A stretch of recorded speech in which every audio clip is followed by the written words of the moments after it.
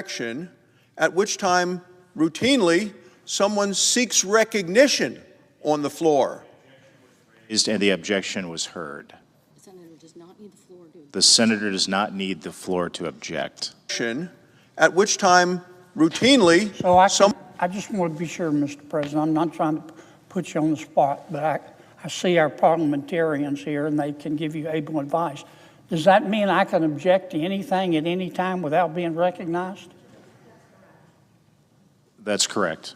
I don't even have to get the floor. Does not need the floor. The senator does not need the floor to object to So a I can unanimous walk consent. in the middle of a debate without the floor, right back here in front of God and country and say, I object, and it shuts things down? I don't understand that. If there is a unanimous consent request pending, any senator in the chamber can object, Including the chair. including the chair. Without having the floor. Correct. That's correct. And again, with respect, Mr. President, is your ruling that Senator Schatz, who is my friend, I talked to him before I was coming down, he did not have the floor, but he can still object? The objection was raised and the objection was heard. But did he have the floor? The objection was properly lodged. The objection was heard. Yes, sir. Not to put too fine a point on it, but did he have the floor? Because The senator did not need the floor. He raised an objection and the objection was heard And sustained. and sustained. I was born to do this.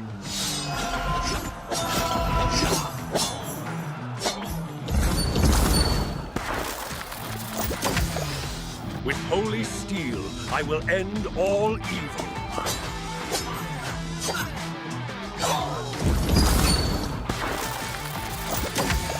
Gaze upon me, if you dare.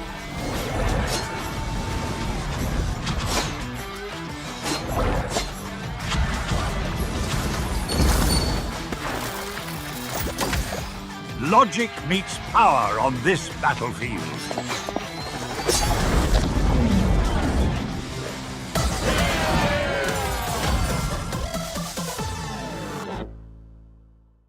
Of the Senate and say, hey, hold my check until this government opens. What your resolution is saying is that all of us should do that, correct?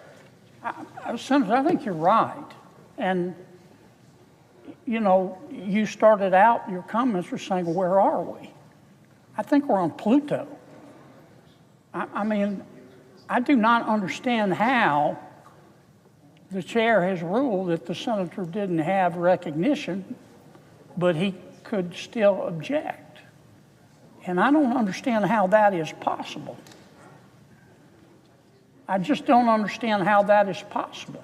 In fact, our whole rule about the majority leader having control of the floor, whoever the majority leader is centered around the proposition that at any time the majority leader can assert his right, it's a custom, not a law, can assert his right to control this floor. And that shuts down my recognition, but he's got to get recognition. He just can't come in here and say, stop talking, I'm the majority leader. And I don't understand how a senator can object. I don't understand how a senator can do anything in this body without achieving recognition. That's like, you know, I'm no expert on the Senate rules like the president is and the parliamentarian is, but, you know, you don't have to be an astrophysicist to understand that's one of our bedrock rules. Will my colleague yield for a yes, question? Senator. I would ask my colleague if you would consider resubmitting your request again as a motion to reconsider. Well, I will do that, but I don't want to be unfair to my Democratic colleagues. I don't believe in surprising people. Senator Schatz told me, we had a conversation last night, said he was going to object. I respect that. And if he has left the building, I don't want to go behind his back. So I don't want to do that unless you can communicate with him. Is he still here? Mr. President, do we know if Senator Schatz is still here? Because I would like to urge reconsideration, but I don't want to blindside him. Who should I ask that to? Tuck? Tuck says, don't bring me into this. Gary?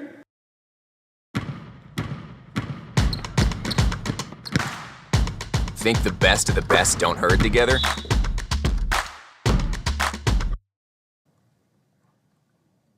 Can I bring it back later? Could I get a ruling on that? Could I ask that we contact Senator Schatz and tell him I'm thinking about reconsidering, but I don't want to blindside him? Mr. President? It's not an appropriate parliamentary inquiry. What if I made a motion?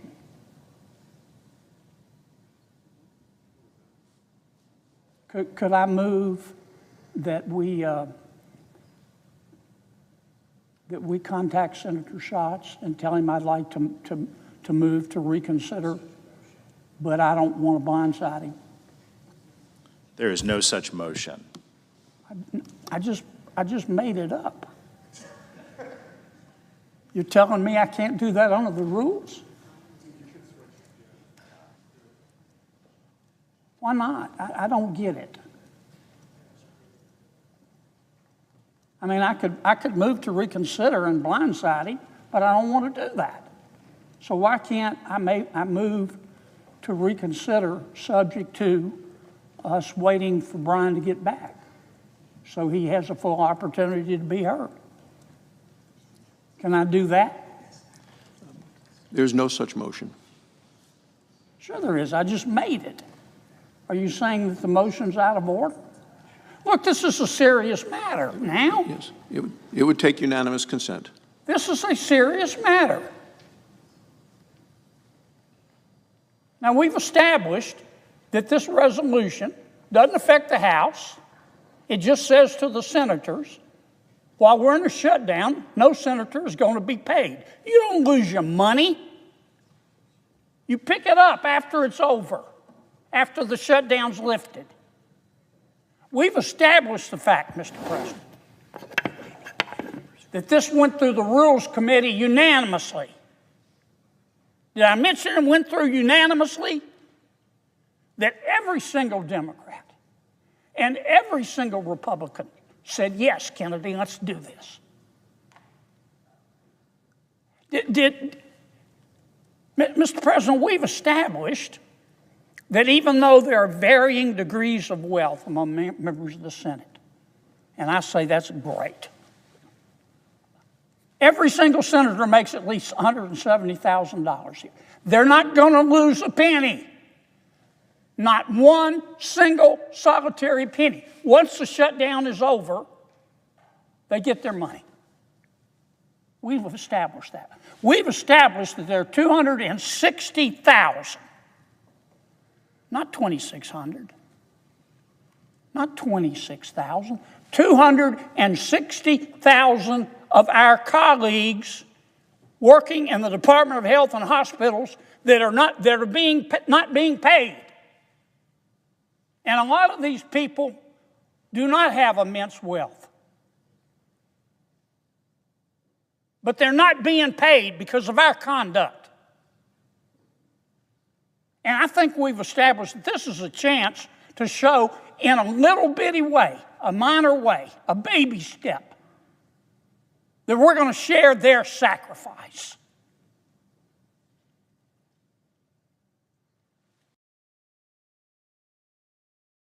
And there's been an objection. I heard that ruling from the chair. But for the life of me, I don't know how you can object without seeking recognition, without having recognition. I've never heard that one. Okay? We're getting into the foothills of la-la land here as far as I'm concerned. Now, I just made a motion I want to bring this bill to be reconsidered. And all I'm asking, I don't want to blindside my friend Senator Schatz. I don't play that way. I want to give him full opportunity. All I'm asking is that somebody call Senator Schatz and let him know that I'm going to move to reconsider, and I don't want to do it behind his back. That's all I'm asking. So I'll make that motion. Is there an objection?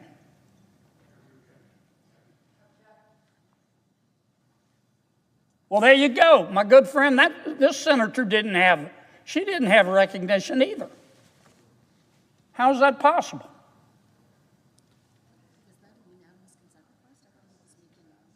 All right, I'm coming back, Mr. President. And I'm coming back, and I'm coming back, and I'm coming back. Did I mention I'll be back?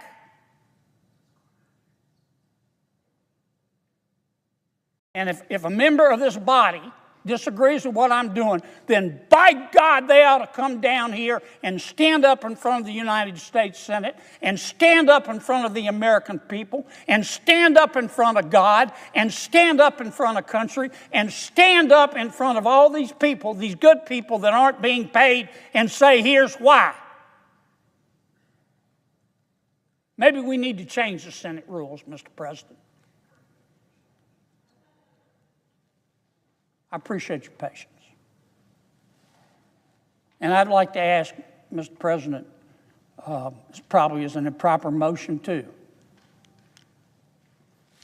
I got to delve a little bit more in this improper motion stuff. I want to see the rule that says I can't do what I just tried to do. And I want to see it bigger than Dallas. I don't want to see that it's implied or it's a penumbra. And I want to see the rule that says somebody can come on this body into this body without recognition and be heard.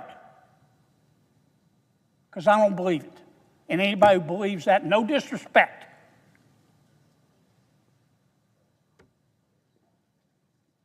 shouldn't be driving. Thank you, Mr. President. Mr. President. Thank you. Thank you, Mr. President. Just a parliamentary inquiry. Again, this is just somebody who's not been here a long time. I just want a clarification, parliamentary inquiry. In order to speak before the United States Senate, my understanding is that a senator has to yield the floor or complete his speech. Another senator, in order to speak, has to seek recognition from the chair in order to speak. Is that correct or not?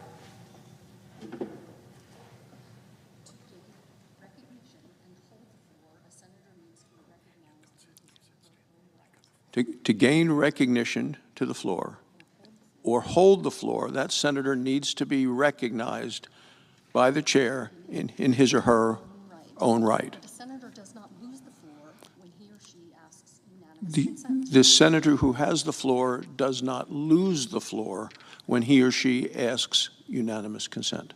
And any senator in the chamber, including the chair, may object to unanimous consent. Any senator in the chair, any senator in the chamber, including the senator in the chair, can object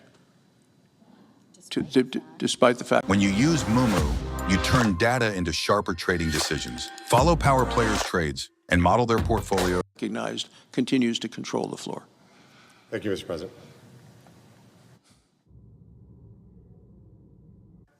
Well, just, Mr. President, do I have The senator from Wisconsin was first. I note the absence of a quorum. that the quorum is suspended? There's a motion to suspend the quorum call? No, there's a motion? Is there objection? Object. The clerk will call the roll. Ms. Also Brooks.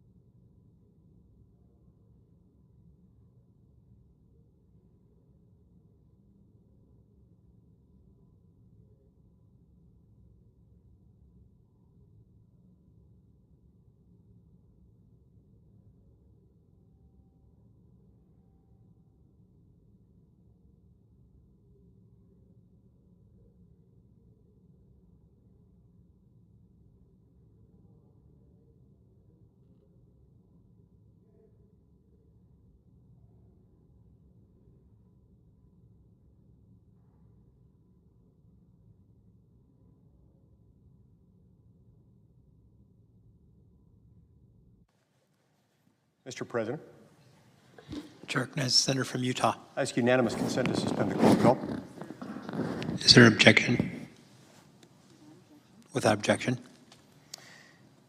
Mr. President, moments ago, as we convened and we cast votes getting ready to move forward with the confirmation of our friend and colleague, the distinguished junior senator from Oklahoma, to serve as the next Secretary of the Department of Homeland Security. It's important to reflect on the importance of this position and on the importance of the department that he has been asked by the President of the United States to lead. This is a department that 25 years ago didn't exist. It was created, of course, in the aftermath of the horrific attacks on the United States homeland on September 11th, 2001. It includes within it, among many other pieces, the apparatus that is used to control, as the name of the department implies, the homeland of the United States. Our ability to protect and defend our border, including our ability to protect and defend the border at the border and all the way in through the interior of the United States, through the enforcement of our immigration laws. This, of course, is one of the most fundamental and distinctively federal powers granted to the United States government by the Constitution. It is uniquely federal, not only in that it's given to the U.S. government by the Constitution, but that it has to be federal. It would be impossible to do this without it being a federal power, because no one state could be charged with border enforcement. If you had only the border states doing it, it would be unfair to the border states. And the border states, of course, would end up having to make policy surrounding immigration, border access, and so forth, and that would impact the other states as well. That's why the Founding Fathers were wise to put all of this in the United States government. And so it bears mention here that the department that our friend and colleague, the distinguished junior senator from Oklahoma, has been asked to lead, the Department of Homeland Security, it's a pretty important one to have funded. It is indeed regrettable, to put it extremely mildly, that that department has now been shut down for well over a month. And this doesn't occur in a vacuum. This occurs just a few months after that department was shut down for a very lengthy period of time, starting in the fall, starting in October. This isn't fair to the brave men and women who place, in many instances, their own lives, their own comfort, their own safety on the line day after day after day to defend the United States homeland, to defend our border, to enforce our immigration laws, and perform so many other tasks that are essential to the security of the American people. And so when we evaluate that shutdown and its impact, we have to think about some of the other things that it also affects, including, of course, but not limited to TSA, including FEMA, the Federal Emergency Management Authority, including the Coast Guard, and including USCIS, CISA, and the entities within the Department of Homeland Security that operate the SAVE database. The SAVE database is this entity that is already set up, and it's related to the name of the legislation we've been considering, the Save America Act. The SAVE database, of course, is what is set up within the Department of Homeland Security to help us ascertain the citizenship or lack thereof of persons who are already registered to vote in the United States. Ideally, the information should be freely flowing on a very regular basis between the states, in particular, secretaries of state, lieutenant governors, or whoever is the chief elections official in each state, to the Department of Homeland Security. They should be running their election data, their voter roll data, through the SAVE database on a very regular basis. Because by doing that, they can make sure that those who are registering to vote are, in fact, citizens of the United States. If you wait too long, the task becomes overwhelming or it becomes more difficult. But if it's done on a very regular basis, it can become routine and relatively straightforward. It's remarkable what can be done with these databases because, you know, we've got hundreds of millions of Americans, and we've got, I don't know what the total number of registered voters is. I'm guessing somewhere between 150 million and 200 million who have registered to vote. That's a lot of names, that's a lot of numbers, that is a lot of voter registration files in 50 different states and the District of Columbia. But having access to this database allows us in one central location the benefit of being able to scrub through these voter registration files in every jurisdiction in America to make sure that only citizens vote, and to do so without it having to take weeks or months or years in order to ascertain. So these are some of the many benefits of technology.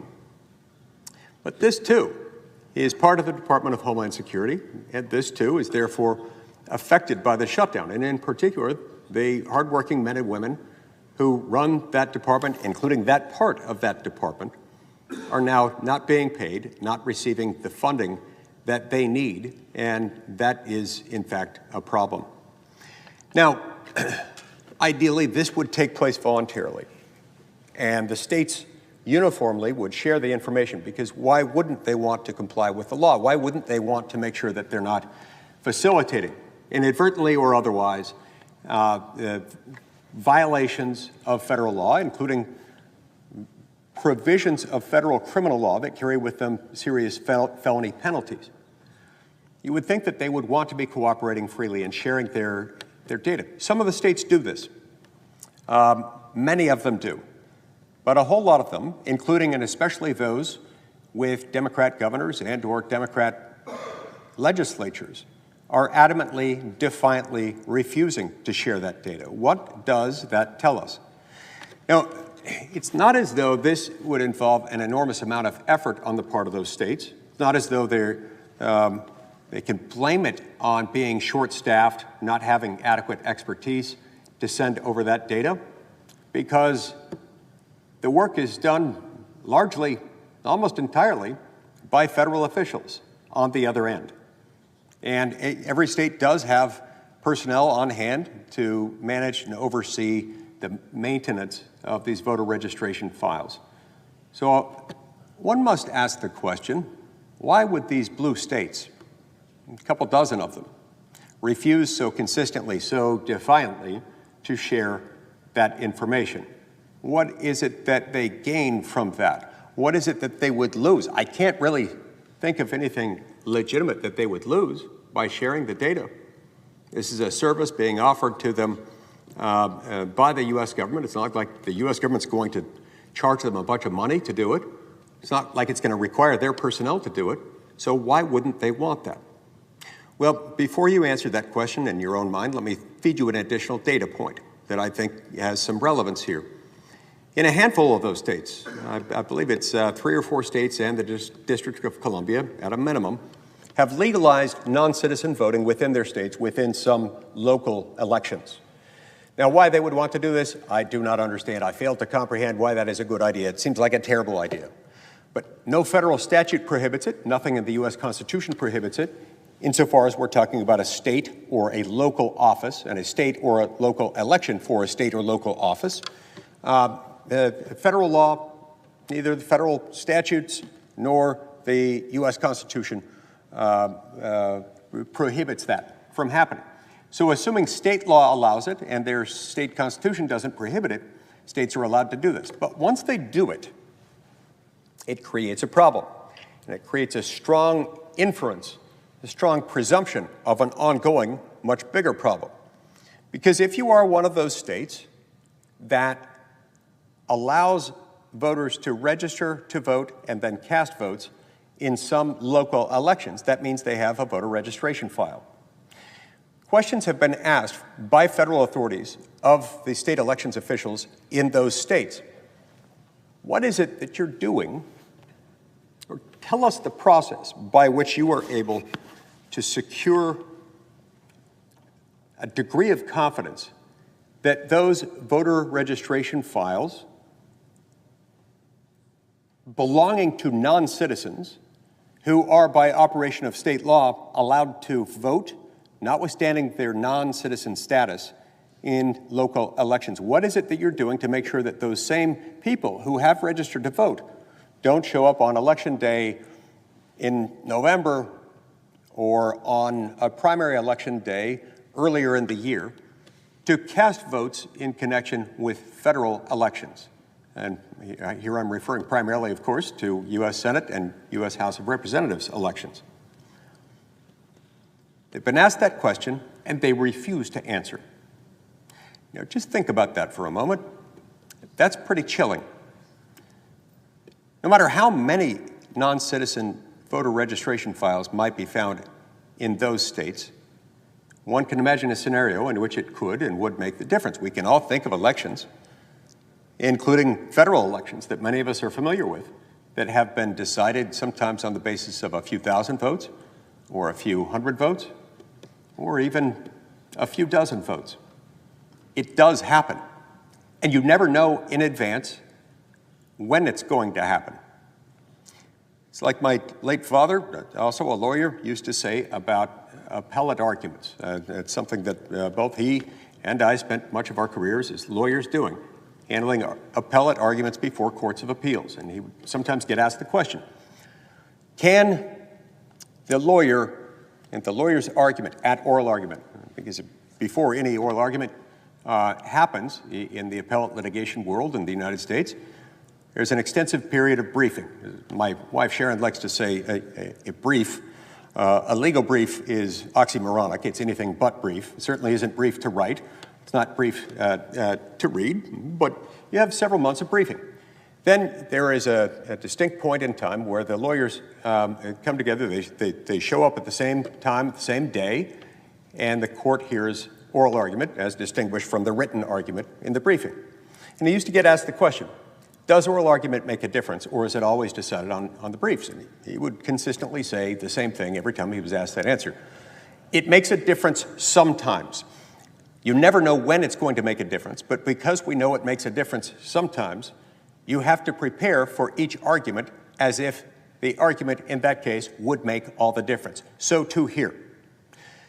We don't know which races, whether for a state office, federal office, or otherwise, you don't know in which races the margin between fraudulently cast votes and legitimately cast votes might make a difference. And so you have to prepare for each election as if it would make all the difference, that you had cleaned up your voter registration files. In this instance, we're not talking about the entire universe of fraudulent votes that could be cast. We're talking about the universe consisting of non-citizens. We know for a fact that this number nationwide is at least in the thousands. And we know that because there are a small handful of states, a growing number of states, that have cleaned up their voter registration files, often with the help of the SAVE database at the Department of Homeland Security. And on that basis alone, they have discovered thousands, somewhere between thousands and tens of thousands, of non-citizen voter registration files. So when we know that those are out there, and those are just from the states that are run by governors and legislatures that are willing to share this information with the Department of Homeland Security and willing to undertake an effort to make sure that only non-citizens are registered to vote in a way that makes them capable of voting in a federal election, it really does matter that we get to the bottom of this question, because we know that if there are at least a few thousand to a few tens of thousands from the red states, how many more are there from the blue states? I can't help but wonder whether there might be a close connection between the blue states being unwilling to share their data and the number of likely non-citizen voter registration files they will have in their databases. Because after all, given how little effort it would take on behalf of those states in order to share that information with the SAVE database and the people at the Department of Justice and at the Department of Homeland Security who are looking for them, why else would they be so opposed to it? And so from that, one can wonder, instead of thousands to tens of thousands, could we be talking about tens of thousands to hundreds of thousands And if that's how many there might be today, how many more could there be, given that we now have something north of 30 million non-citizens residing in the United States, including 10 to 15 million, maybe more, who came into the country illegally, unlawfully, just in 4 of the last 5 years alone, between 2021 and 2025, during the era of the prolonged Biden border invasion. In other words, Mr. President, this could get worse. It could get much worse. And especially with the number of states that have very late voter registration requirements, including a number of blue states that have same-day voter registration. These numbers could spike very quickly if we don't get to the bottom of this problem and do it very, very soon. Which is why I think there is such an interesting connection between the three things that we're talking about right now. We have been talking for the last few days and will continue, I hope, for weeks or as long as it takes to get it passed, about the Save America Act. But we're also simultaneously toggling between that and the confirmation of Mark Wayne Mullen to be the next DHS Secretary and legislation to keep the Department of Homeland Security funded, to fund it now that it has been defunded for well over a month. There is a parallel between all three of these things. In all three instances, our Democratic colleagues are dragging their heels. In all three instances, they're trying to stop something or a series of things that could result in our ability to secure our homeland, to enforce the laws governing our border, governing immigration and naturalization in this country, and ultimately safeguarding our elections. These are not esoteric points. These are not hypothetical or hyperbolic points. These are about real on-the-ground facts, facts that continue to come out every day, and I expect that even in the next few days, as we're debating the Save America Act, I will not be surprised if we get even more data points indicating that this is not a hypothetical problem. This is not a hyperbolic alarm bell that we are sounding. These are real things that have to be dealt with. So how then do our Democratic colleagues propose that we deal with this? Well, they're saying that they will stop at nothing to stop the Save America Act.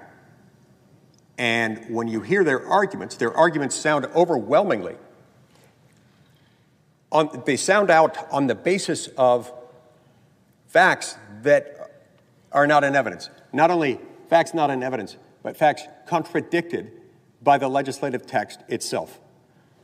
They have erected straw man after straw man from within the contrived, imagined, parade of horribles version of the Save America Act that are not actually in the Save America Act at all. Meanwhile, they overlook provisions of the Save America Act, most to the point, the text beginning on line 22 of page 12, that makes clear that under the Save America Act, the requirements for establishing citizenship at the time of voter registration, number one, in addition to the fact that they do not require anyone now registered to redo his or her registration. You don't have to worry about that. But the point I was getting to is, second, that it gives every American newly registering to vote under these new voter registration requirements of establishing citizenship. It allows them to establish that by attestation through a simple affidavit. If you are a natural-born citizen, you will provide one set of facts in your sworn statement. I was born in such and such a city. These were my parents. Here's the date when I was born. The basic essential facts that one would have to know in order to establish that you are a natural-born citizen. Or alternatively, if you were a naturalized citizen, you were born somewhere else, you were not a citizen as of the moment of your birth by virtue of the circumstances surrounding your birth, therefore not a natural-born citizen, but at some point you became a naturalized citizen. You would need to provide a different set of facts about where you were born, who your parents were, when you came to this country, under what mechanism, and through what process, and on what date you were made a citizen of the United States. You can do all this through a simple affidavit, even if you don't have any of the requirements, any of the more typical, more common documents that are required elsewhere, including when every citizen starts any job anywhere in the United States, as a U.S. citizen, you have to establish your citizenship. And you have to do so with a set of documents that is much more rigid and far less flexible than what we allow for in the Save America Act. Because to start a job, you got to fill out the I-9 form. The I-9 form requires you to provide either a U.S. passport establishing citizenship or alternatively an original certified copy of your birth certificate accompanied by a government-issued photo ID or a Social Security card. Now, for the most part, I don't know how they get around the truly difficult cases there, but it's always been my understanding that unless or until you can provide those specific documents under the I-9, you're out of luck. You're not starting that job until you can pony up with them. So you're going to have to track them down. You might have to spend a few dollars to get your birth certificate, or if you end up going through the additional steps of getting a passport. Many Americans have them, many don't. It costs a couple $100, so if you're not doing international travel, there's a good chance you don't have one and you don't necessarily want to shell out $200 to get one. But you pretty much got to do that when you're starting a new job. But we wanted the Save America Act to be more flexible than that because, after all, we want to make it easy to vote while also making it hard to cheat. So to that end, we allowed for this alternative method by which you can do a simple affidavit and you can submit it to the state authorities, shifting the burden to them. You're taking the load off of your shoulders, giving it to the state elections officials, who will then have the obligation of confirming or refuting the accuracy of the information you gave them. Now, if you lied to them, and you did that under a sworn statement under penalty of perjury, you could be in a fair amount of trouble, and I don't think most people will do it for that reason alone. But if you're telling the truth, they're also going to figure that out, and given the databases of documents that these state officials will have access to, it should be relatively straightforward for them to be able to confirm or refute citizenship. So these arguments, these features of the legislation get ignored over and over and over again. Instead, we hear these parade of horribles arguments that you're going to have to shell out $200 to get a passport or you'll be unable to vote. False. That if you lost your birth certificate, you won't be able to vote. False.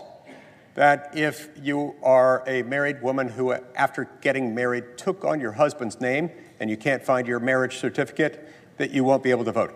False. That this will somehow disenfranchise, render unable to vote 21 million currently registered voters in America. That one is completely false, and it gets repeated over and over again. There's not a scintilla of truth to that one. I understand at least where they get to the other ones, but this one is just based on some survey done years ago, I believe by the Brennan Center, identifying that there are about 21 million Americans who are not sure where their documents are that would establish their citizenship. It does not mean they would be disenfranchised. And that, again, completely ignores this provision in the text of the statute beginning on page 22 of line 12 of the Save America Act. So a picture is beginning to emerge. They don't want to fund the entire Department of Homeland Security. We're talking about somewhere between 230 and 260,000 hardworking Americans who are not making a lot of money. They're paid for their services, but they're not getting rich off of this. Many of them, I would imagine, are living paycheck to paycheck. They've got people relying, mouths to feed at home, children, spouses, house payments, car payments, and utility bills mounting up. They don't want to pay them because they're mad at the fact that the border is being enforced. They're mad at the fact that there have been some enforcement efforts in the interior of the country, some of which have resulted in tragedy. And those are all being investigated right now. Inquiries are going on to figure out what happened. But even before waiting for the final outcome of those investigations, they're wanting to shut it all down, to defund ICE and make it impossible for them to do their job. Meanwhile, they're standing behind the entrenched unwillingness, defiant opposition on the part of these blue states, dozens of them, who are refusing even to share the most basic information, the most basic data from their voter registration files, such as would allow for the detection and removal of non-citizen voters who are currently able to cast votes, including in federal elections. They then move on to making an invented argument under the Constitution that this somehow violates principles of federalism, it violates the 10th Amendment, and it's a federal overreach. That's absolute nonsense, as Article 1, Section 4, Clause 1 gives us unambiguously the authority to set needful regulations concerning the conduct of state-run elections for federal offices. By the way, that same provision of the Constitution, Article 1, Section 4, Clause 1, is the very same provision that was used and relied upon by Congress in 1993 when it passed the NVRA, the National Voter Registration Act, also known as the Motor Voter Law. And it's that same law, the NVRA, that was interpreted 2 decades later by the Supreme Court, wrongly but conclusively nonetheless, is prohibiting the states from doing any follow-up when somebody shows up to a DMV. The whole point of the NVRA is to allow someone to show up to a Department of Motor Vehicles office in their state, in any participating state, and that's nearly all of them that do participate. And you may, simply by applying for a driver's license, filling out the driver's license application, all you have to do on that driver's license application is check a box saying, yes, I'd like to register to vote. And then at the very bottom, sign your name, saying, yes, I want to register to vote, and I am entitled to vote. There is no legal impediment to me voting. I'm a U.S. citizen and not otherwise barred by law from voting. And that's it. No specific information is required. No specific information is even allowed. Per this Supreme Court precedent, wrongly interpreting the NVRA, you can't even ask them any additional questions to verify that. Why? Why are they so defiantly, adamantly opposed to funding the department that protects our homeland, that allows us to enforce our border and our immigration laws, and they're simultaneously adamantly opposed to legislation that would require people to go through the simple process of establishing who they are and that they are entitled to vote in U.S. elections? Why? When you marry up the absurdity and the invented form and the hyperbolic nature and ultimately the lack of foundation behind the arguments that they raise with what they're doing, this is alarming to say the least. It's damning, Mr. President. We are a nation of laws. And we are a nation. You can be neither a nation nor a nation of laws if you don't enforce your border laws, if you don't enforce who may call themselves an American, if you don't enforce who may cast a vote to decide your laws. We talk a lot of policy ideas around here. We make a lot of laws here. Some would say too many, and they might be right. But this one is different. This is upstream from all of them.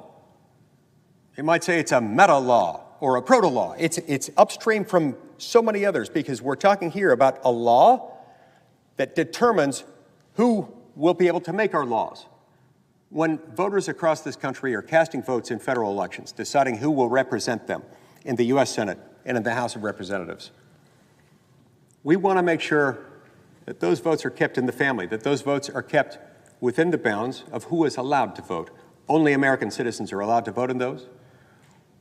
Now, if that upsets the Democrats, they should say so. I haven't heard calls from any of them calling to repeal existing legislation that prohibits non-citizens from voting in federal elections. It would be interesting if they raised that. That would be an interesting debate. That would be at least a more honest discussion if they were to raise that, but they haven't. They have instead said we don't need the Save America Act because, and this one is a kicker, because it's already against the law. That, Mr. President, under these circumstances is analogous to saying we don't need a law allowing police to issue citations and monitor traffic at intersections governed by a stop sign because it's already against the law in our state to run a stop sign. And even though police officers under the status quo are prohibited from monitoring intersections and taking note of when someone runs a stop sign, we know that people don't run stop signs because it's against the law. That is directly, closely, tightly analogous to what they're saying here. We don't need a law making our laws prohibiting non-citizen voting because it's already against the law. And we take that defiant, illogical, absurd position, even knowing that we've made it impossible to detect and therefore prosecute and punish anyone who breaks that law. Mr. President, we've got to clear both of these log jams. We've got to get Markwayne Mullin confirmed, and I was happy to cast my vote for him and support him through that effort. He is a man with a lot of energy, a lot of ideas, and it's going to take such a man to run the Department of Homeland Security. We also have to get the Department of Homeland Security funded, and we have to fully enable the Department of Homeland Security to protect the American people, not just by paying them, which is long overdue, but also by giving them the authority to get the data they need from the states in order to make sure that only Americans vote in U.S. elections. Thank you, Mr. President.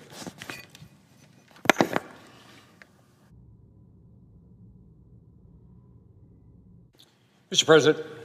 To recognize the senator from Florida. Mr. President, we're down the 34th day of this partial government shutdown. For 34 days, the men and women who are serving our federal government at DHS have been forced to work without pay and without certainty about their future. As I said on the floor yesterday, this is the third time in the last 6 months that the hardworking Americans who work to keep us safe every day have had to worry about how they're going to pay mortgages, pay rent, buy gas, and bring home groceries to feed their kids. I think that's clearly unfair and it's un-American. And while the American people are standing in line for hours at the airport and watching this unfold on the evening news, they're asking a reasonable question. What do Democrats actually want to accomplish by shutting down the Department of Homeland Security? Now, yesterday I talked about some of the stories of TSA agents. They're not getting paid. They're worried about their mortgages, their rent, put food on the table.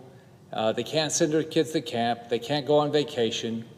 And I think in 5 days, on the 27th, they lose a full paycheck. But let's talk about some of the other people. Let me talk about Amber Britt.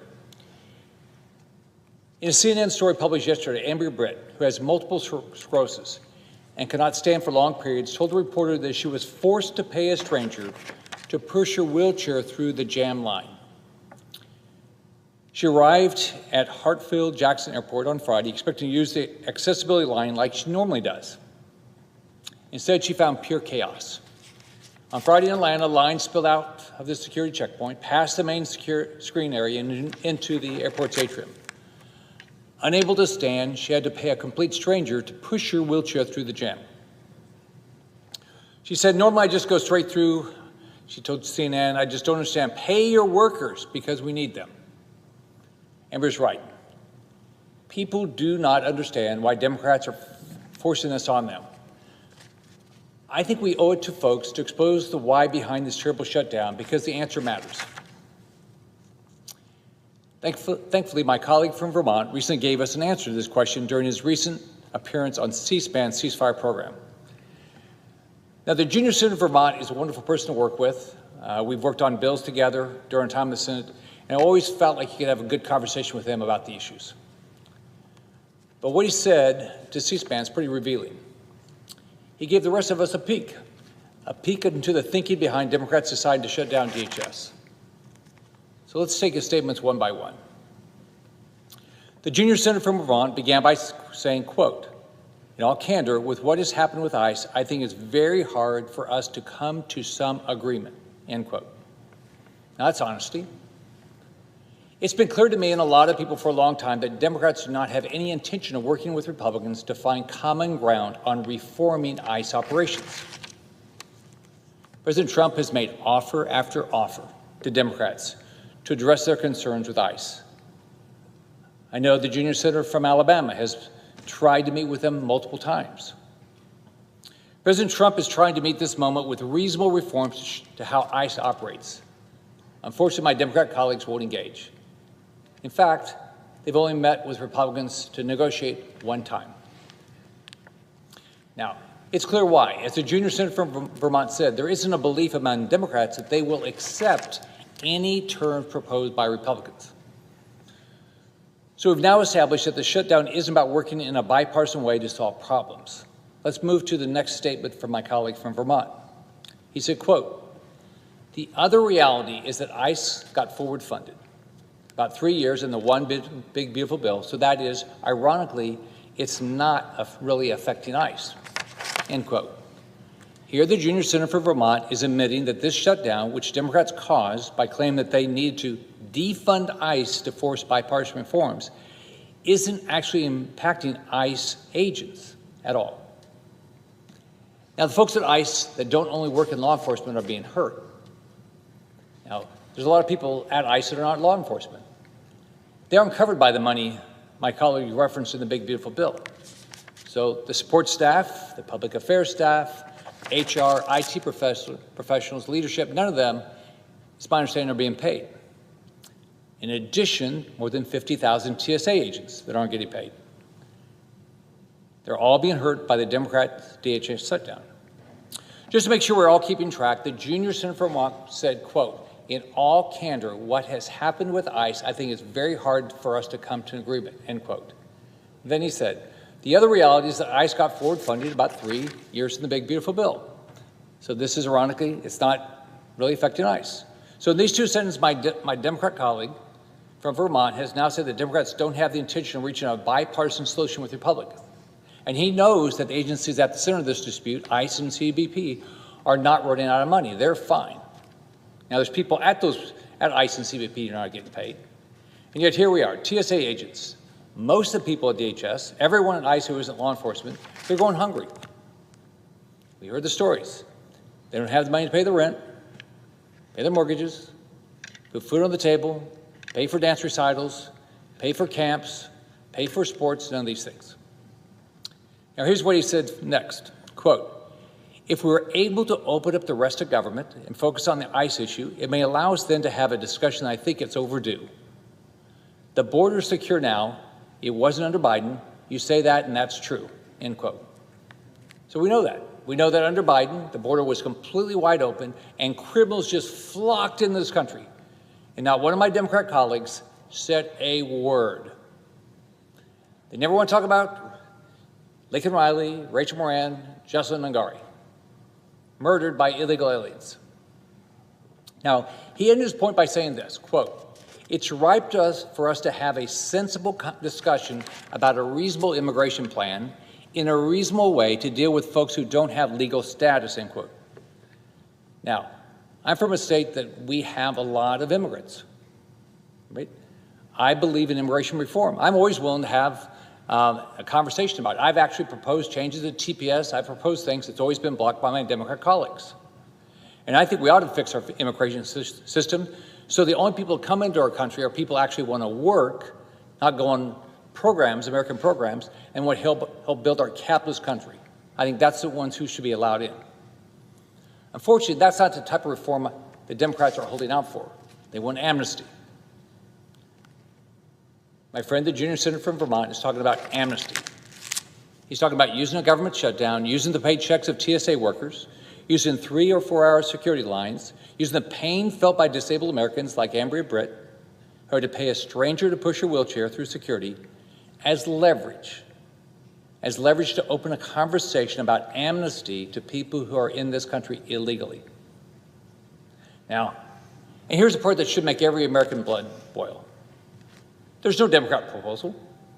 I haven't seen it. Mr. President, have you seen it? I haven't seen a proposal. I haven't seen anything. No plan, no bill, no written offer. Weeks and weeks of offers from the White House, dozens of failed Senate votes, and the American people still cannot read a single piece of paper that says what Democrats actually want. The only thing Democrats keep harping on is banning ICE from wearing masks. So let's dig into that point now. This is important because it really exposes the disconnect between political posturing and human consequences.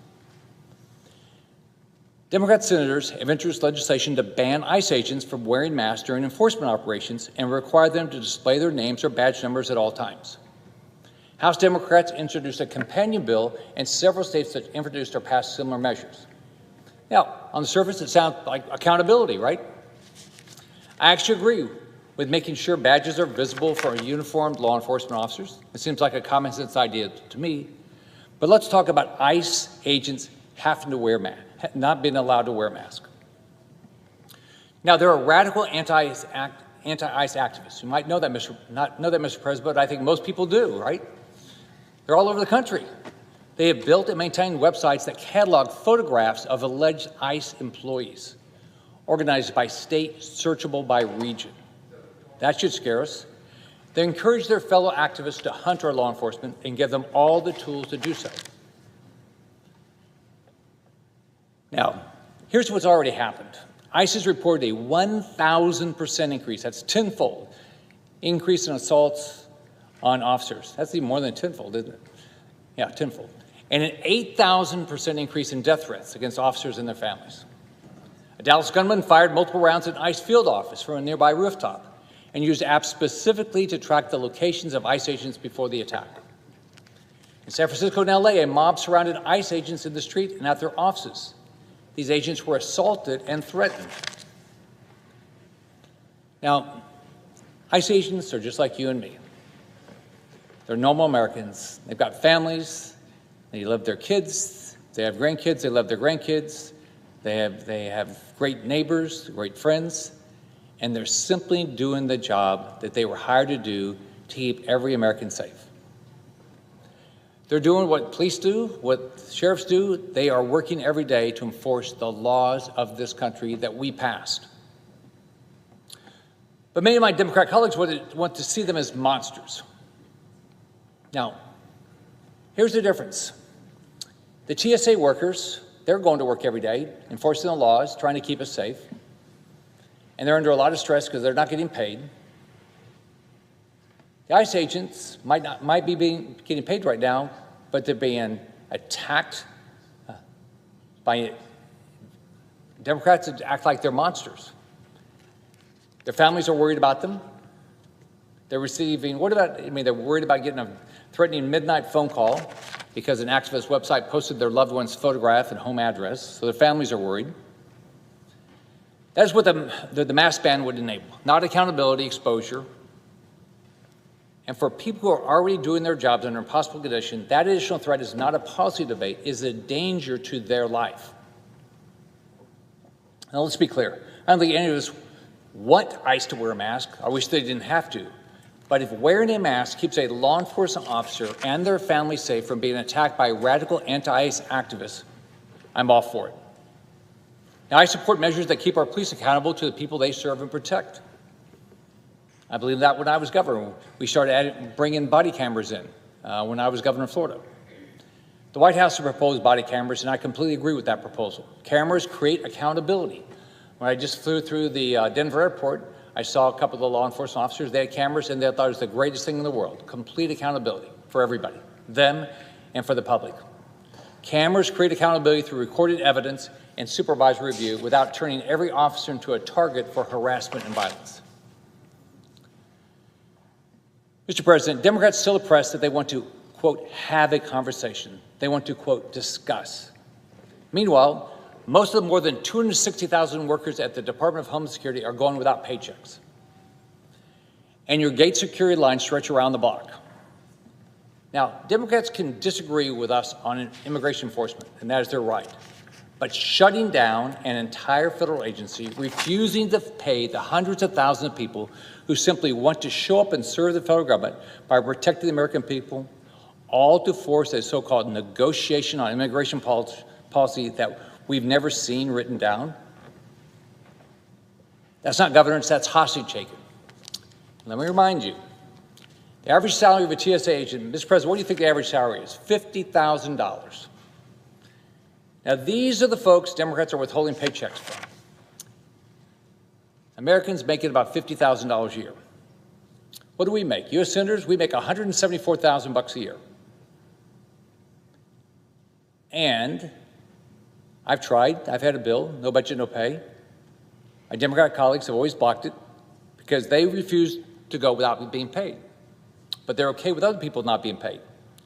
So while the folks at TSA are working class Americans fighting every day to live their dreams, guess what the average net worth for a Democrat in the Senate is? About $3 million. Now, I'm not here to shame anybody.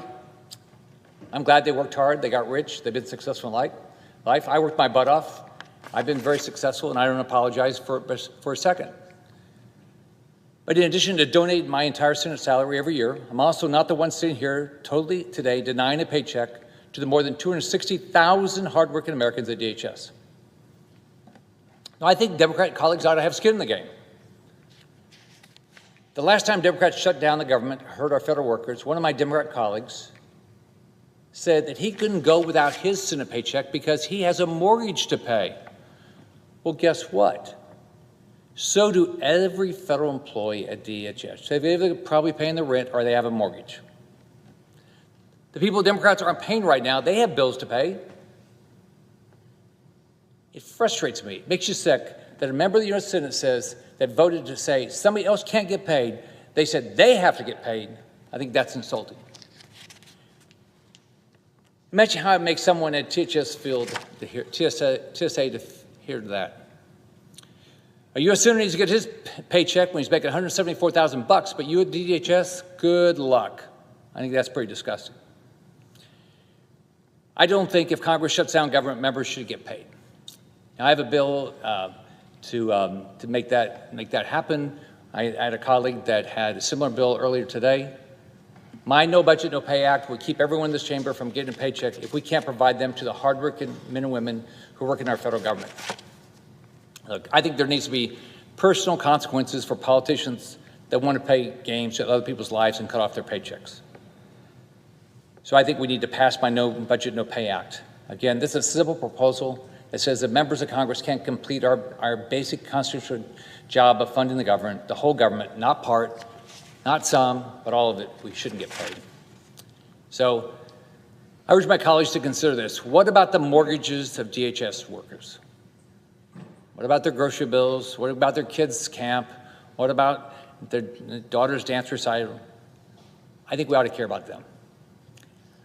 So I don't get it. I can't see how a Democrat colleague can get on a plane, fly home, probably go to the front of the line, look at these unpaid TSA agents of the eye, walk to the gate in front of all of them, past Americans who just wait in line for 4 hours, and not feel some shame. More than 260,000 American families are going without a paycheck, but my Democrat colleagues are still cashing theirs. Democrats shouldn't be shutting down the government and risking others' paychecks without being willing to put their paychecks on the line too. So I'm not going to ask for a UC, but I wish at some point we would pass my No Budget, No Pay, so we all have skin in the game. If part of Republicans or Democrats, whoever, are going to shut down government, then they ought to do the same thing that they're doing to other people to themselves. I yield the floor.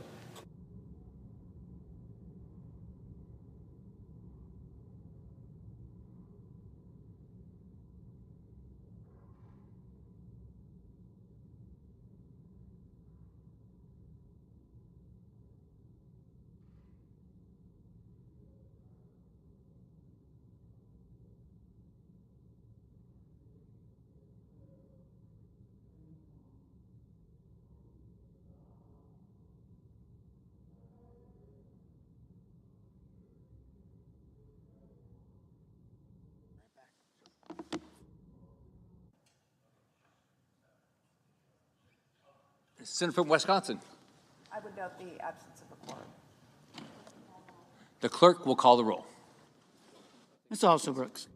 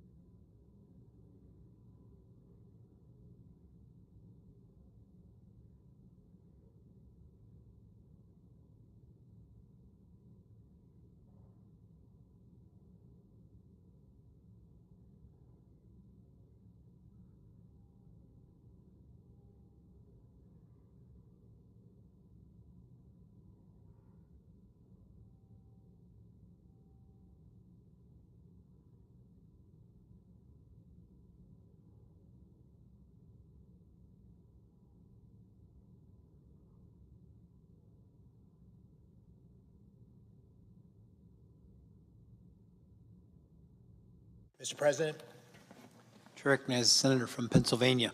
I ask unanimous consent to end the quorum call. Without objection. Mr. President, a few weeks ago, I rose in this chamber in support of the Save America Act. I implored my colleagues to listen to the people who put us here, to restore their trust in our elections, to defend the integrity of what John Adams called, and I quote, the primary right by which all other rights are protected, end of quote. Well, Mr. President, today the rubber meets the road. We must continue our debate in front of the American people, and we need to pass this bill. And that's why I rise today, to dispel the myths peddled by the bill's opponents and to remind us and to remind the American people what it is we're really debating here. Now, I understand the importance of election integrity more than most. In 2022, I lost my first statewide election by 950 votes. That's about 14 per county. And I won my second statewide election by 15,000 votes out of about 7 million votes cast. These incredibly narrow races show just how important it is that our elections run smoothly, fairly, and that only legitimate votes are counted. And right now, we cannot pretend that all elections in America meet this standard. In my home state of Pennsylvania, an illegal immigrant named Mahadi Sacco was recently indicted for having illegally voted in 7 different federal elections, including the 2024 election. And he was not the only one. We have seen similar cases of non-citizens voting across the country.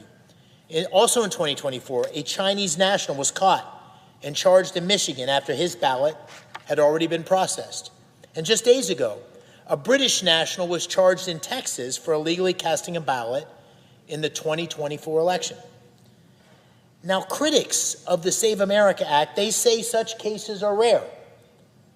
But in 2024, two of the 5 swing state Senate races were decided by less than 0.3 of a percentage point. And the other 3 races were decided by 2 percentage points or less. The key point here is it doesn't take that many illegal votes to swing an election, and by doing so, to change the course of history. And this is a big and, because an additional 10 million illegal immigrants entered the country during the Biden administration, that's undisputed, that risk has risen dramatically. And therefore, it's no surprise at all, Mr. President, that more than half of Americans say they are deeply concerned about the integrity and the fairness of our elections. And it's also no surprise that the American people are demanding we do something about it. They're demanding a change. And so do my colleagues. As stewards of our constitutional order, we have a duty. We have a duty to root out the source of this distrust and restore the integrity and the confidence in our democratic process. And that, Mr. President, is why I support the Save America Act, and it's why I hope that we can gain support from across the aisle with our Democratic colleagues as well to support this incredibly important piece of legislation. This bill does one thing. It ensures that only American citizens cast ballots in American elections. And it does so through a number of measures. First, it requires documentary proof of citizenship to register to vote. It requires standardizing the list of acceptable documents that prove such citizenship. It creates an alternative process for applicants who lack such documentation. It requires photo ID when casting a ballot, and it mandates ongoing roll maintenance to remove non-citizens, allowing states to use federal databases for verification, and it strengthens enforcement and penalties against officials who knowingly register non-citizens. These are common sense measures, so basic, so reasonable, And most important, the American people support them. Voter ID is an 80-20 issue. Not that many 80-20 issues. This is an 80-20 issue. The Pew Research Center found that 95% of Republicans and 71% of Democrats support it. Meanwhile, only 22% of Americans oppose requiring proof of citizenship to register for federal elections. And that conclusion was from a recent Washington Post ABC News Ipsos poll just last month. Just last month. The American people have spoken. Bottom line, the American people understand the problem and they support the solution of the Save America Act. Now, since I last rose in support of the Save America Act, President Trump has proposed 3 additional measures. These include limiting of mail-in ballots to those who are sick, disabled, serving in the military, traveling, or otherwise experiencing hardship, keeping men out of women's sports, and protecting children from transgender mutilization surgeries. I support each of these efforts, and I support Senator Schmidt's amendment incorporating them. Yesterday, I also voted for the Tuberville-Blackburn amendment, which would have further protected women's sports. But again, the Democrats blocked this common sense effort. These additions make a strong bill stronger. But the overall purpose, and the reason I first rose in support of this legislation is restoring the people's faith in our elections. That is what the Save America Act does. That's what it's all about. And that is why I support it. Now, Mr. President, I continue to hear a lot of misleading claims about this bill. And I'd like to address a few of them directly, right here and right now. Myth 1, that the bill disenfranchises women who change their names at marriage. False. If you're already registered, this bill requires nothing of you. For those registering for the first time or re-registering after a move, the bill explicitly directs states to accommodate name discrepancies. Applicants can sign a sworn statement, submit supporting evidence, and have an election official certify their citizenship. The bill anticipates the challenge and provides a solution. Myth 2, that voters must bring proof of citizenship like a birth certificate to the polls. False. Proof of citizenship is required only at registration. On Election Day, a standard photo ID suffices. This includes a driver's license, a state ID, a military ID, or a passport. We ask Americans, we ask all of us to show an ID to board a plane or to buy a beer. Asking the same to protect the ballot is not a burden. It's a basic, fundamental civic responsibility. Myth 3, voter ID suppresses turnout. The argument is that this bill, as some have called it, is a Jim Crow 2.0. This is false. There is no evidence that voter ID suppresses turnout. In fact, a 2021 National Bureau of Economic Research study analyzed a full decade, an entire decade of data, and found voter ID laws have no negative effect on registration or turnout. Let me repeat that. No negative effect on registration or turnout. A 2006 study by the Crime Prevention Research Center went further. Fraud prevention measures actually increase participation. And when my good friend Governor Kemp of Georgia enacted a voter ID law in 2021, the state turnout records in 2022 and again in 2024 were all-time highs. These facts are pesky things. But despite the facts, and despite the support of the American people, many Democrats have stood against this act from the very beginning. The reason? They fundamentally oppose requiring proof of citizenship to register to vote and voter ID at the polls. It's just a fundamental disagreement. They fundamentally disagree with what 80% of the American people agree with. And because they know these principles are so simple, so intuitive, some have decided, sadly, they cannot defeat this measure with honest debate. And so instead, is so often the case in Washington, They try to bury this legislation, this very idea, in hysteria and misinformation. Sadly, Mr. President, I've heard this bill smeared as, quote, one of the most despicable pieces of legislation, an attack on our sacred right to vote, a voter suppression bill, end of quote. And the Democratic leadership, before even seeing the specifics of the bill, declared it dead on arrival. I should be used to it. I'm new to Washington, but I should be used to this kind of performative language, this kind of escalation I see on the left. It's simply petty political theater. It's wrong. It's disgraceful.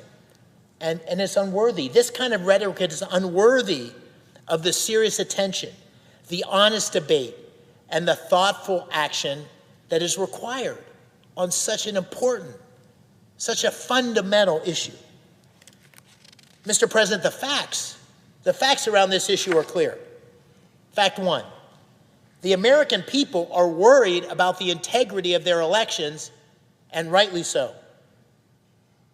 Fact two, the American people overwhelmingly support voter ID and citizenship requirements to ensure that only American citizens cast ballots in American elections. Fact three, these are the core features of the Save America Act. Fact four, there are abundant, readily available ways to get the proper documents or meet the requirements to ease access for all those who are qualified to vote. The bill expects that. It protects that. Fact five, this chamber can and must work together in a bipartisan manner to address this critical concern of the American people. It's possible. Don't believe this is not possible. We just did it. We just did it with the Road to Housing Act last week. Ladies and gentlemen, we have a problem. We have a problem with voter confidence. We have a problem with voter integrity. The American people want it fixed. And the Save America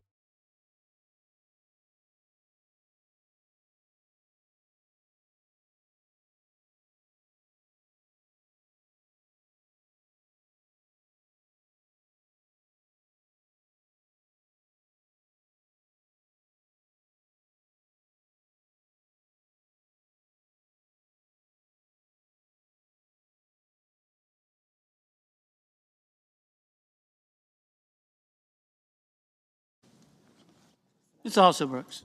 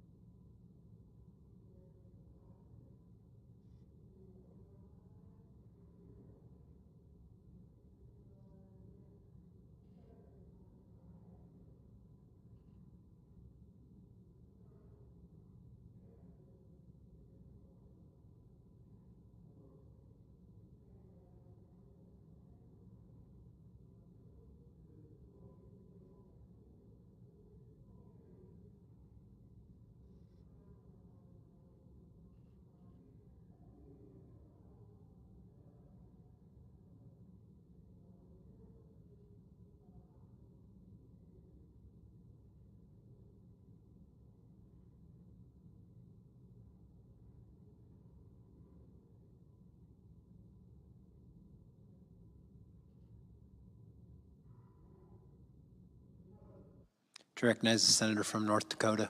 Thank you, Mr. President. This week, the Senate took... Senate's in a quorum call. No, I'm sorry. I asked that the quorum call be vitiated. Without objection. Thank you, Mr. President. This week, the Senate took an important step by beginning debate on the Save America Act, a common-sense piece of legislation that safeguards our elections by implementing voter ID requirements and ensuring that only U.S. citizens are eligible to vote in our elections. This is not a controversial idea. In fact, recent polling shows that over 70% of Americans support the bill. Try that one more time. Over 70% of Americans support this bill. That means Republicans, Democrats, Independents, over 70%.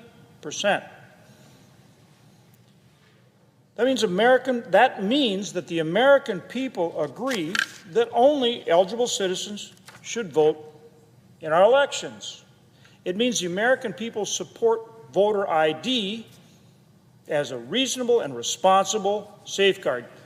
The presiding officer was Secretary of State in the Buckeye State, huge state, millions of people. You know from your own experience that whether somebody's an independent, whether they're Republican, whether they're Democrat, the law is that you have to be a citizen, and people want integrity, voter integrity at the ballot box. This is a pretty fundamental concept, which is why Americans overwhelmingly support it. And if you the fact that you should have voter ID, just take voter ID, that's over 80%. I mean, think about it. Let's see, ID to get into a government building, to get a fishing license, to rent a hotel room, to rent a car. I mean, come on. It just doesn't get any more fundamental. It doesn't get any more common sense. So it really shouldn't be a partisan issue. As I say, it's a common sense issue. It's that simple. And this body should come together and vote and pass it. So I urge our Democrat colleagues to join us and I guess just do what 70 to 80% of Americans want, what 70% of their own Democrat voters want. How about doing what their voters want, let alone ours and the independents? So somehow the false choice they're putting up there is that, gee whiz, if we do this, that somehow you're denying voters access to the polls. Well, that's just not true. That's not true at all. In fact, when voters trust the process, they're more likely to participate. Think about it. They trust the process. That makes them motivated to participate.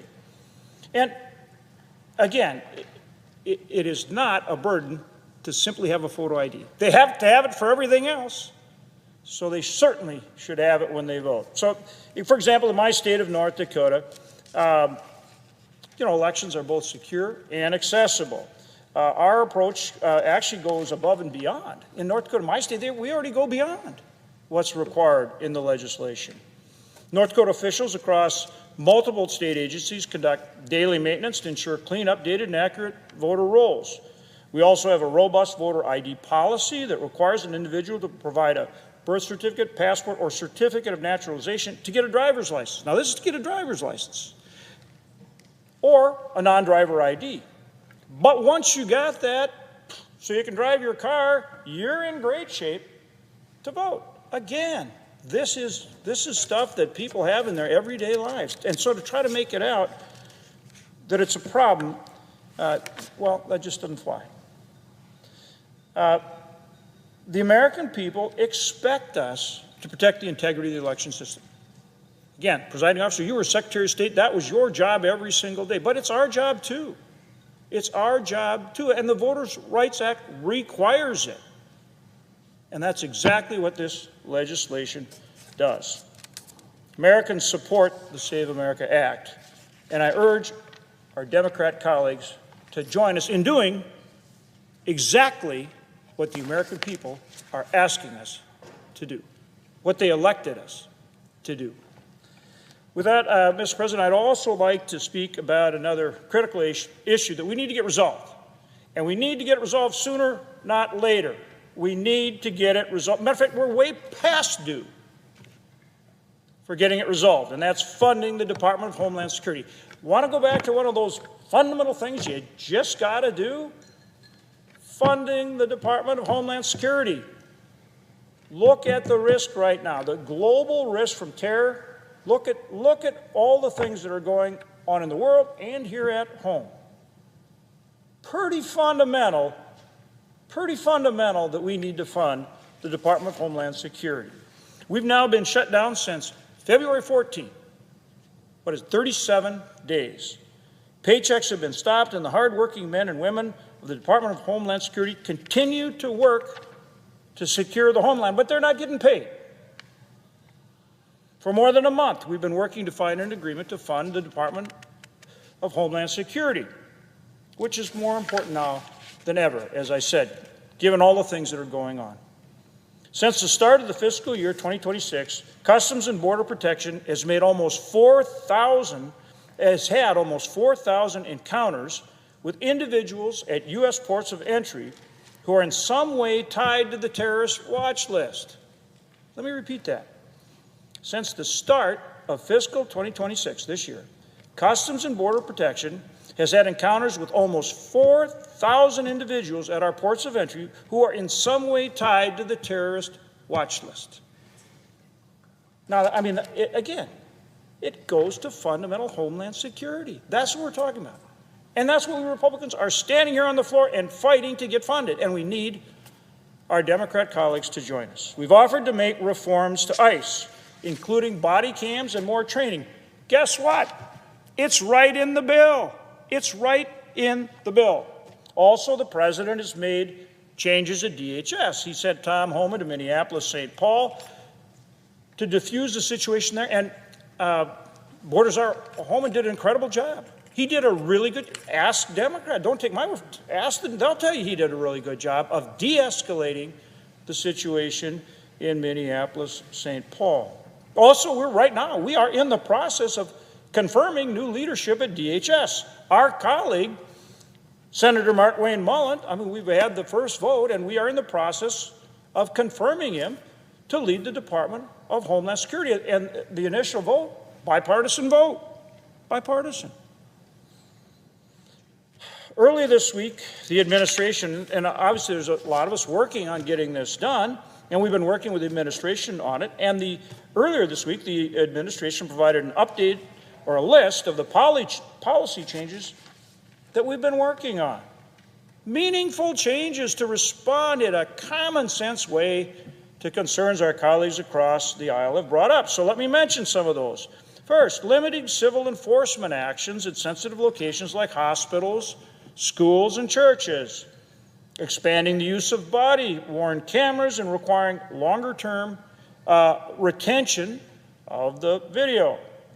Conducting greater oversight of DHS detention facilities and enforcing the use of visible officer identification for DHS law enforcement.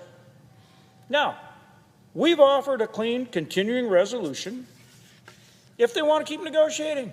So fine, if you want to keep negotiating, a bill you've already agreed to, that's already been passed by the House, and you think that you can sell that to the American people somehow that makes sense, fine and dandy. We'll put a CR in place, we'll put a continuing resolution in place, and I guess you can negotiate till the cows come home. And you know, the interesting thing about that continuing resolution, it goes back to the funding level of the Biden administration. So all you'd be doing for our Democrat colleagues is voting on something that they have voted for multiple times. So when they vote against the CR, they're reversing themselves. They're now voting against something that they have repeatedly voted for. But nevertheless, we said, fine, we'll do the CR. If you want to keep talking about it, hey, fine. But at least pay the TSA agents and the other hardworking people at DHS, well, you seemingly want to negotiate this on and on ad infinitum. So that obviously, again, is us trying to find options to get this done. And the other thing, as I said, in the actual bill, which we negotiated with them, I'm on the Appropriations Committee, we negotiated with them, they agreed to, the House passed, has more body cams, has more training, things they've asked. Just vote for what you negotiated. So, I mean, you know, obviously we're frustrated, but you know who's a lot more frustrated? Are the people that are standing in lines at airports for 3+ hours, maybe more. You know who else is frustrated? Are the families of those hardworking TSA agents, not to mention the TSA agents themselves, who aren't getting paid. So at the end of the day, I mean, it's just come down to, at some point, our colleagues across the aisle are going to have to join with us. I understand maybe their left-wing base thinks that this second Schumer shutdown is a good idea, but the American people absolutely don't.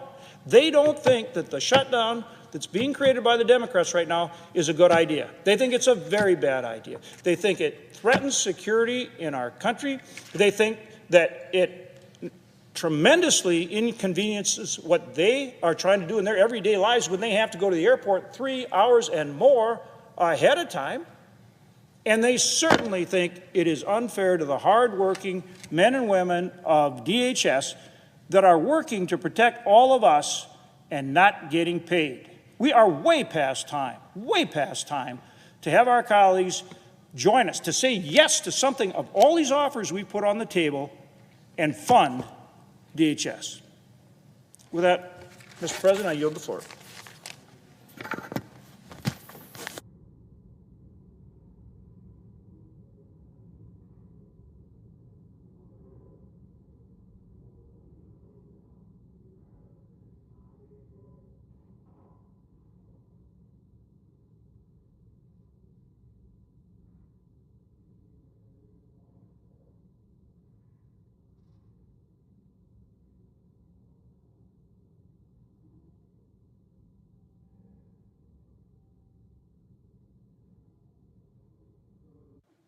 Recognizes Majority Whip. Mr. President, I ask unanimous consent that the Senate resume legislative session and be in a period of morning business with senators permitted to speak therein for up to 10 minutes each. Without objection. Mr. President, I ask unanimous consent that the Senate proceed to the immediate consideration of calendar number 166S1092. The clerk will report. Calendar number 166S1092, a bill to require certain products to be labeled with "Do Not Flush" labeling and for other purposes. Without objection, the Senate will proceed to the measure. Mr. President, I ask unanimous consent that the committee report substitute amendment be considered and agreed to. The bill as amended be considered read a third time and passed, and that the motion to reconsider be considered made and laid upon the table. Without objection. Mr. President, I ask unanimous consent that the Senate proceed to the immediate consideration of calendar number 356S2563. The clerk will report. Calendar number 356S2563, a bill to direct the Secretary of Commerce and so forth. Without objection, the Senate will proceed to the measure. Mr. President, I ask unanimous consent that the committee reported substitute amendment be considered and agreed to. The bill as amended be considered read a third time and passed, and that the motion to reconsider be considered made and laid upon the table. Without objection. Mr. President, I ask unanimous consent that the Senate now proceed to the en bloc consideration of the following resolutions, which are at the desk: S-Res 655 and S-Res 656. Without objection, the Senate will proceed to the resolution en bloc. Mr. President, I ask unanimous consent the resolutions be agreed to, the preamble be agreed to, that the motion to reconsider be considered made and laid upon the table, all in bloc. Without objection. Mr. President, I ask unanimous consent that when the Senate completes its business today, it stand adjourned until 3 p.m. on Monday, March 23rd. That following the prayer and the pledge, the journal of the proceedings be approved to date, the morning hour be deemed expired, the time for the two leaders be reserved for the use later in the day, morning business be closed, and the Senate proceed to the executive session, resume consideration of the Mullen nomination. Further, Mr. President, that all time during recess, adjournment, morning business, and leader's remark count post-cloture on the Mullen nomination. Finally, if any nominations are confirmed during Monday's session of the Senate, the motion to reconsider be considered made and laid upon the table, and the President be immediately notified of the Senate's actions. Without objection. Mr. President, if there is no further business to come before the Senate, I ask that we stand adjourned under the previous order. The Senate stands adjourned until 3 p.m. tomorrow.